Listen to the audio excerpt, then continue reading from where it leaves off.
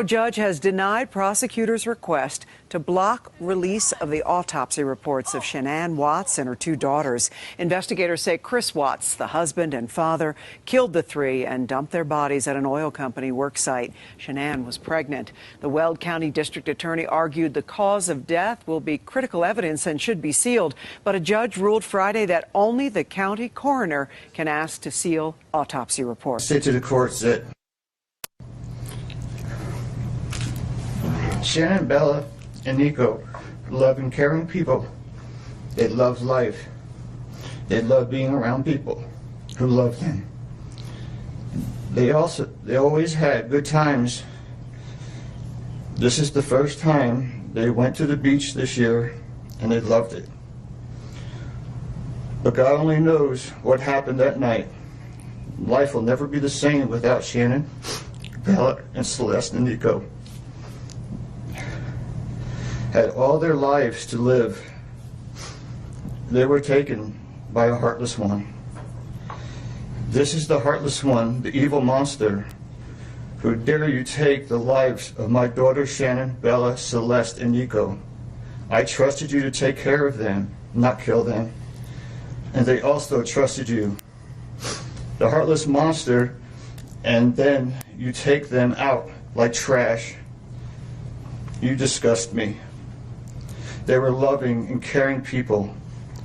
You may have taken their bodies from me, but you will never take the love they had for me. They loved us more than you will ever know, because you don't know what love is. Because if you did, you would not have killed them. You monster, thought you would get away with this. I don't know how. The cameras do not lie. You carry them out like trash of the house. Yes, I seen the videotape. You buried my daughter Shanann and Nico in a shallow grave, and then you put Bella and Celeste in huge containers of crude oil. You heartless monster. You have to live with this vision every day of your life, and I hope you see that every time you close your eyes at night. Oh, I forgot. You have no heart or feelings or love. Let me tell you something. I will think of them every day of my life, and I love them every day of my life. Prison is too good for you. This is hard to say, but may God have mercy on your soul. I hope you enjoy your new life. It's nothing like the one you had out here. May the courts have no mercy on you. It's hard every day. It hurts in so many ways. I have heard people say that you're not a monster. No, you are not. You're an evil monster. Thank you. Love you, Shanann, Bella, and Nico. Love you, Pop and Dad. And one other thing. And Shanann says she is super excited for justice today. Thank you, Your Honor. Hey guys. So it's been about 2 or so hours, and I just wanted to go live and show you guys the Thrive Bites and how they look. So we're gonna wait till a couple more people pop on. Girls are sleeping, getting some things done while they're going to sleep, and we'll share the Thrive Bites here in just a moment for you guys. I'm gonna get a container to put them in, so I'll leave you with Chris. I don't think any of you guys have ever had the Thrive Bites before, but I love it when she makes them, and they're absolutely delicious. So once she gets a container to put them in, I'll actually eat one here, and you guys can see what they look like, but they're absolutely delicious. Love the peanut butter taste. Oh, she found one. Nobody's on yet, but. Hey guys. Okay, so I'm gonna pull them out of the refrigerator. They are delicious. Slide to one side.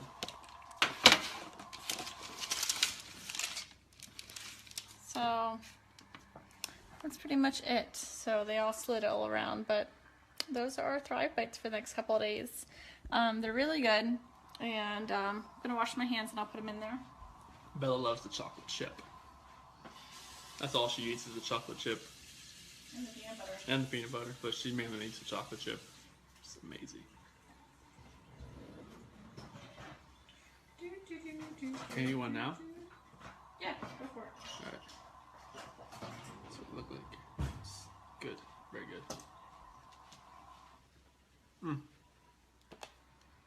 Delicious. You just can't eat them all in one sitting like you like to try to. I go to make them, and he packs his lunchbox in the morning. Usually has food ready to go, and he will sit there, and I'll come to check the refrigerator, and like half the container's gone because he's taken them all. Can't just have 1 or 2 or 3 or 4 or How 5. rude. Just kind of keep eating them, and all of a sudden you already eat 5 and it's gone. It happens. Remember, you guys can add anything to these. You can try different flavors. You can add the apple pie with a little more cinnamon. They're delicious, especially like good post-workout or pre-workout. It's really good. Whatever you guys. So there you guys go. There's our Thrive Bites. Hey, Kevin. What's up, man? So we just shared our Thrive Bites. I made some of them a lot bigger than, bigger than I normally would. But, hey, Michelle. But there you go. Oops. You don't want the container. Thrive Bites right there. Did you get all the ingredients, Michelle, to make them? Thrive Bites. Who wants one? Mm-hmm. I will, Annette. It's really good. Years after Shanann Watts was killed, one document continues to draw intense attention from people trying to understand what happened during her final hours: the autopsy report. At first glance, the conclusion appears straightforward. The report determined that Shanann's cause of death was asphyxiation due to manual strangulation, and her manner of death was ruled homicide. But when people began examining the report line by line, they discovered details that raised new questions about the forensic examination and the circumstances surrounding her death. The report documented injuries involving the neck, including bruising to deeper tissues and structures. These findings became important because they provided medical evidence consistent with the official determination of strangulation. But there was another complication. Shannon's body was recovered several days after her death, and the autopsy documented significant postmortem changes. Decomposition can make forensic examination more difficult because the body naturally changes after death.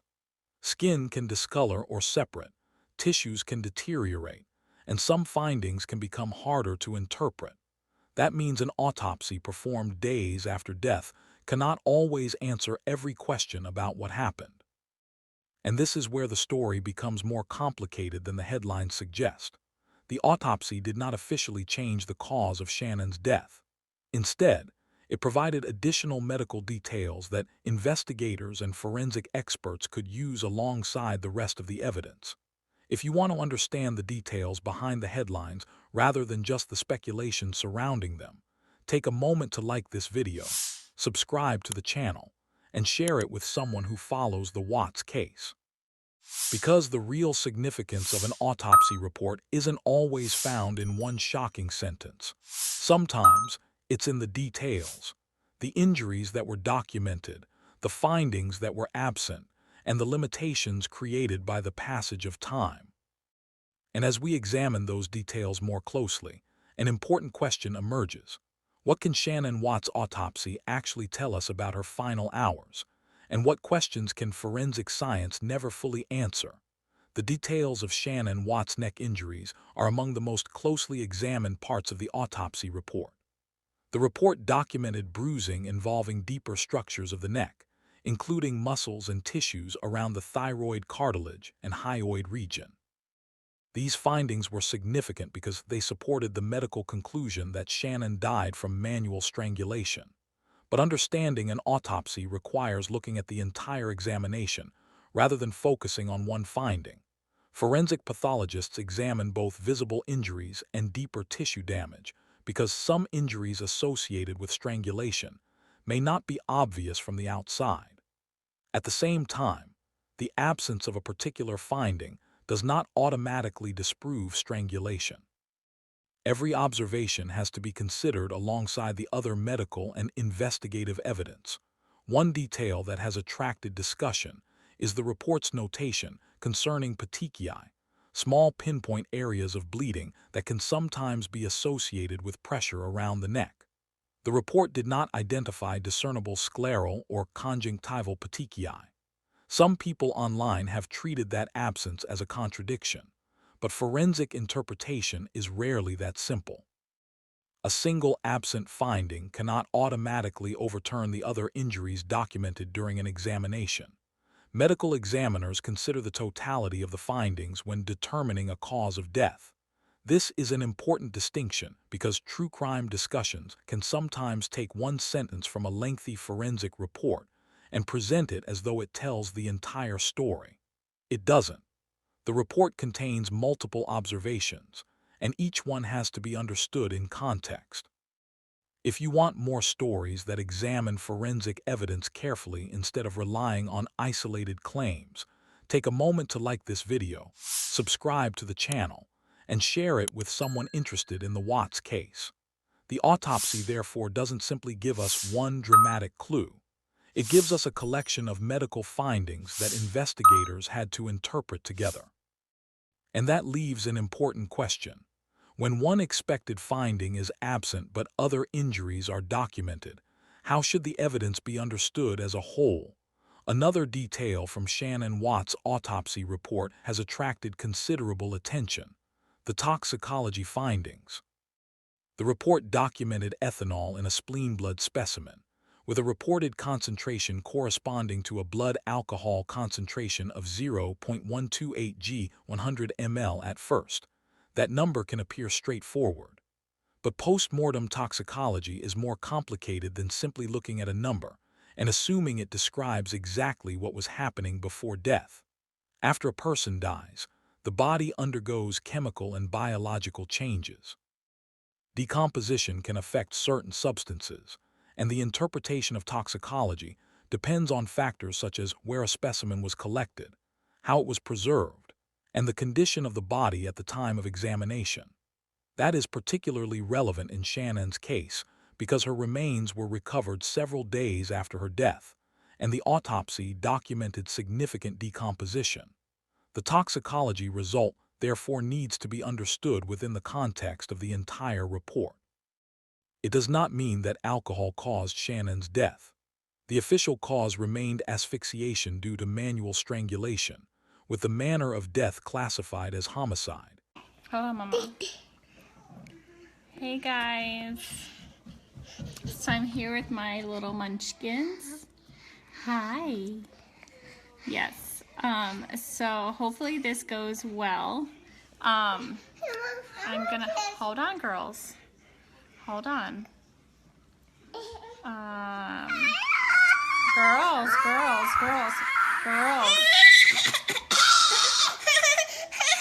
Bella, you want to go night-night? Celeste, stop it. Look. All right, guys, I can't invite you because my kids are going crazy. Say hi. Can we not fight, Bella? Stop it. I'm going to try to do this real quick. Bella.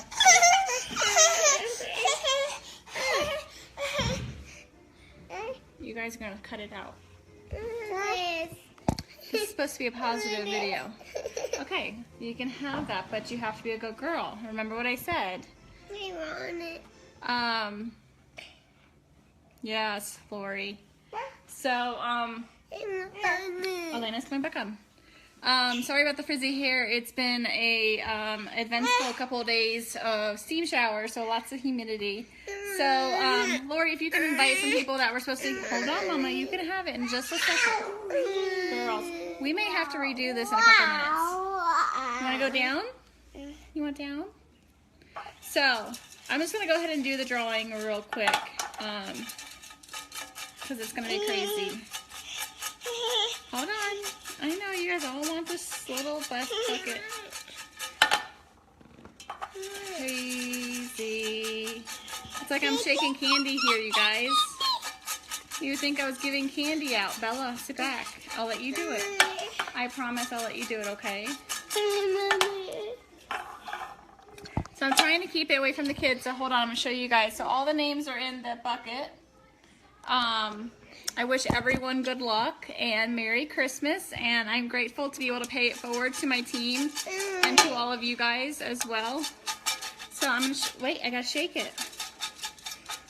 Let me shake it. Sorry, Cece, my hair in your face. All right, pick one name. Wait. Save. Pick one name. Oh wait, I'll let you guys pick. Let's see. Who is it? Can I see? Open it. I can open it. Let me help you. Deborah Lynch. Deborah Lynch, congratulations. You won a full month of Thrive. I'll get with the team and see who you were referred by. Look, there you go. Good job. Mitch, she is a wild one. So congratulations, Deborah. Super excited, and I can't wait to get you started with your Thrive experience. And everyone have a Merry Christmas. And if you are interested in Thrive, today's the last day to get your free DFT, which is $50 off your Thrive experience, which is incredible.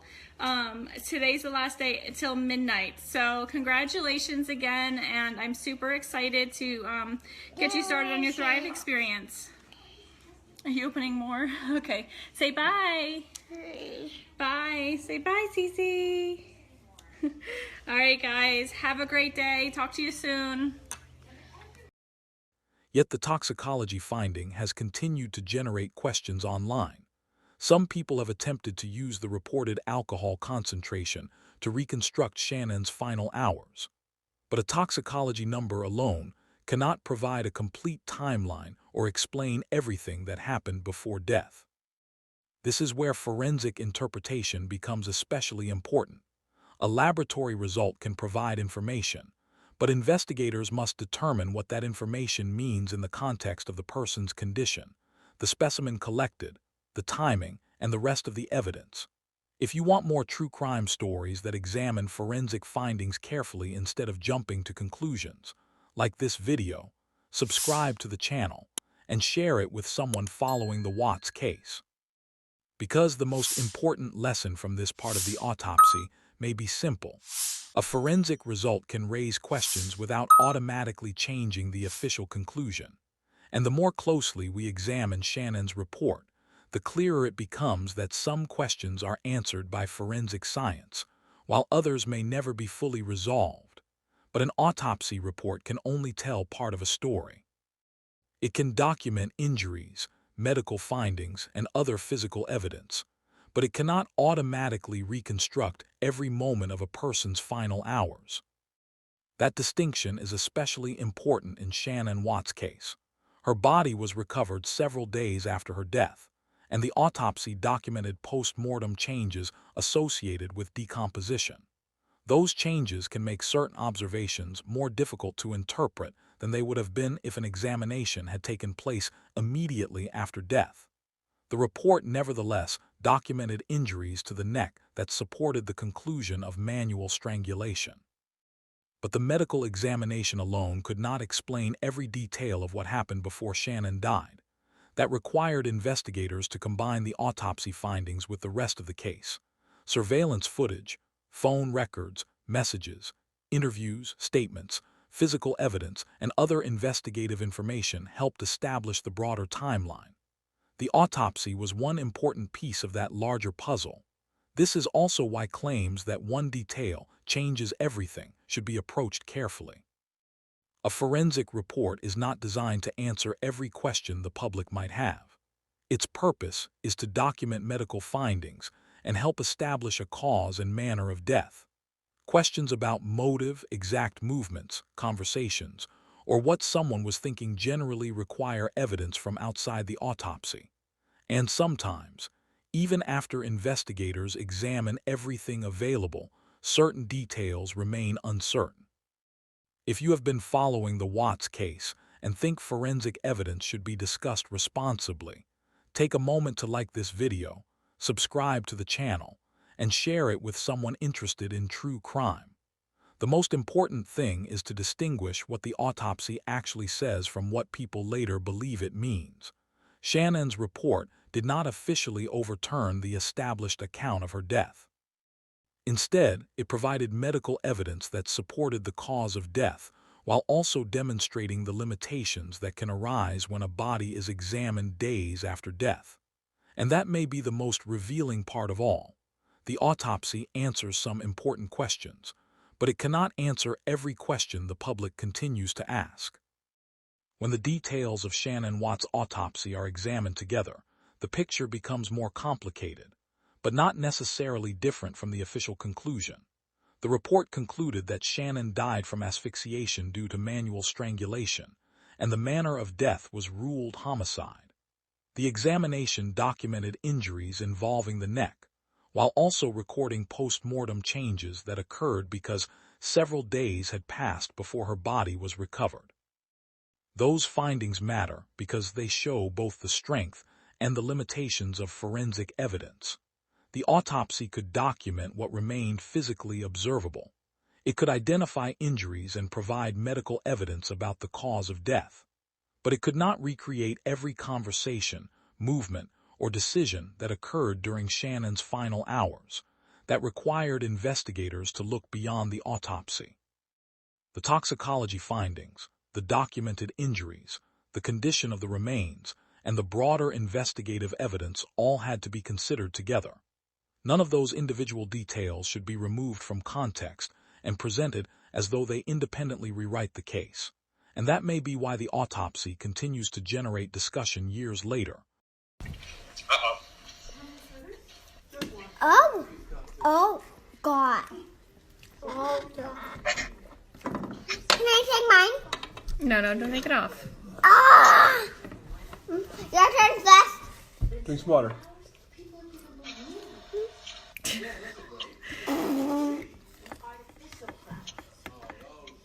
Don't eat the corn, you goof.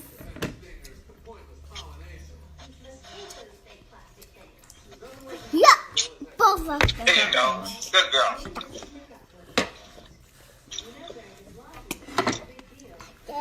Steak. What? Uh-huh. Steak. No. 3, Stop hitting my arm. 4.